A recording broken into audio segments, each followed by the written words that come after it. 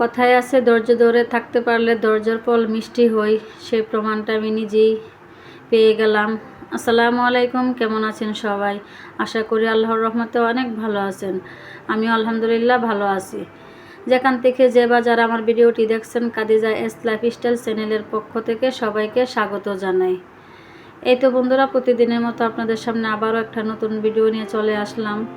তো আমি কেন বললাম ধৈর্যের ফল মিষ্টি হয়, কারণ হচ্ছে আমাকে দিয়ে আমি সেই প্রমাণটা পেলাম। আমার অনেক দিনের স্বপ্ন ছিল যে আমার ছোটো একটা বেলকনি থাকবে, সেই বেলকনির মধ্যে আমি কিছু ফুল গাছ লাগাবো আমার মতো করে।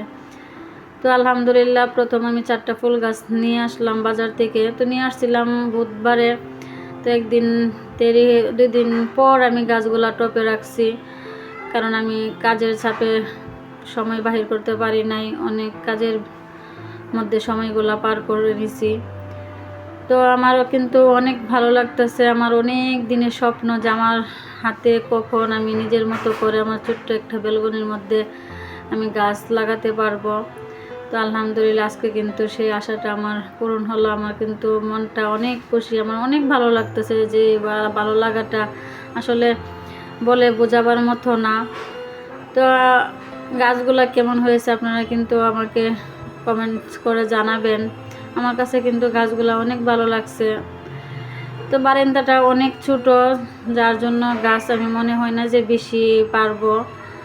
এমন ছোট যে 2জন মানুষ দাঁড়ানো জানা, একটু লম্বা হওয়াতে সুবিধা হয়েছে। তারপরও আমার স্বপ্নটা আমি পূরণ করে নিলাম।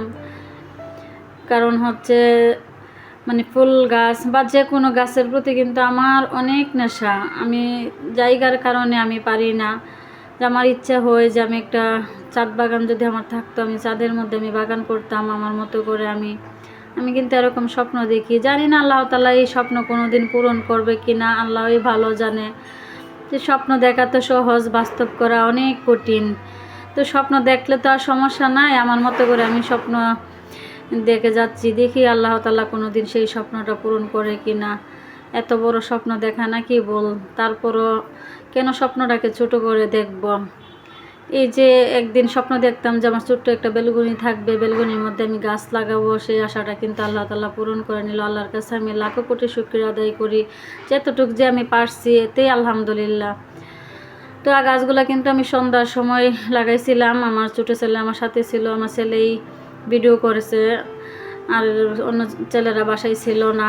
তো ভিডিওটা তেমন ভালো হয় নাই, তারপরেও ছোটো বাচ্চা যেমনই পারছে ওর মতো করে ও ভিডিওটা করে নিছে, তাতে আলহামদুলিল্লাহ। তো সকালবেলা ঘুম থেকে উঠে অনেকগুলা কাজ করে আমি কিন্তু অনেকগুলা কাজই করে নিছি। তো আমি আজকে রুটি বানাতে পারি নাই। আজকে বলতে ভিডিওটা হচ্ছে শুক্রবারের ভিডিও, আমি রুটি বানাই নাই, অন্য অন্য আরও কাজগুলা করে নিছি। আমি কিন্তু নাস্তা করেছি অনেক দেরিতে, 10টা 11টার দিকে। তো ব্রেড দিয়ে চা দিয়ে খেয়ে নিলাম, ওরাও ব্রেডই খাইছে।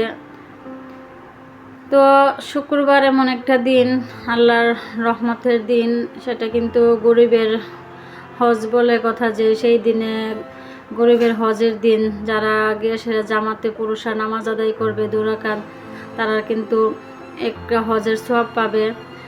তো সেই দিনের মধ্যে যে আমার ঘরে এত বড় রহমত আসবে আমি কিন্তু কল্পনা করতে পারি নাই। শুক্রবারের দিনটা কিন্তু আমি অনেক খুশি হয়েছি যে আলহামদুলিল্লাহ, আমি বুঝতে পারছি যে আল্লাহর রহমত হয়তো আমার উপর আছে।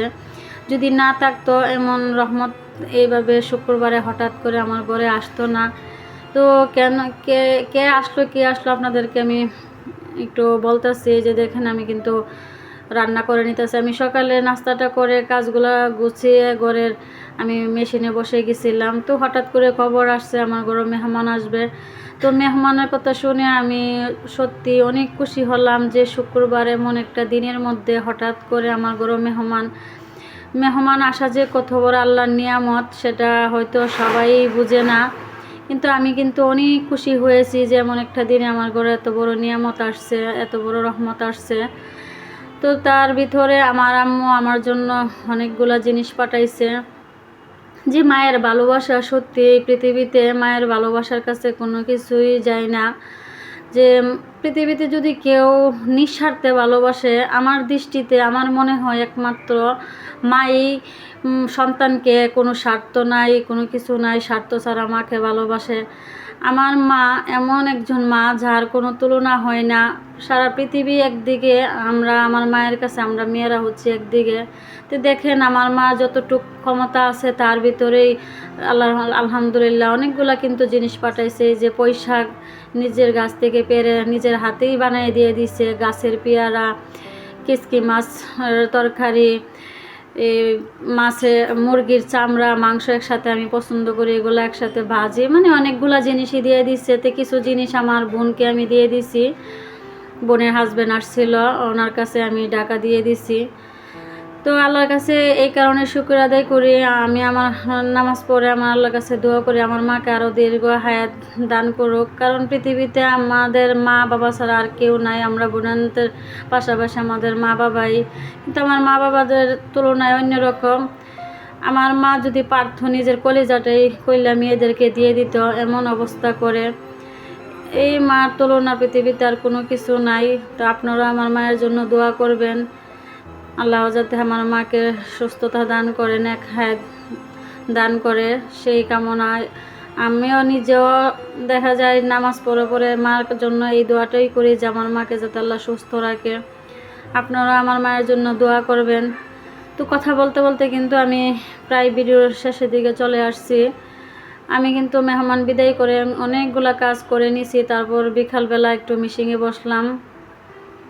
একটা জামা ছিল একজনের, খুব আর্জেন্ট, সেই জামাটা আমি সেলাই করে নিয়েছি। তো জামার গলাটা বর্তমান সময়ে যে ভাইরাল গলা বলা যায়, ওই গলাটা যেই দেখে সেই পছন্দ করে। আমি কিন্তু অনেকজনকে সেলাই করে দিয়েছি গলাটা আমার কাছেও মাশাআল্লাহ অনেক ভালো লাগে।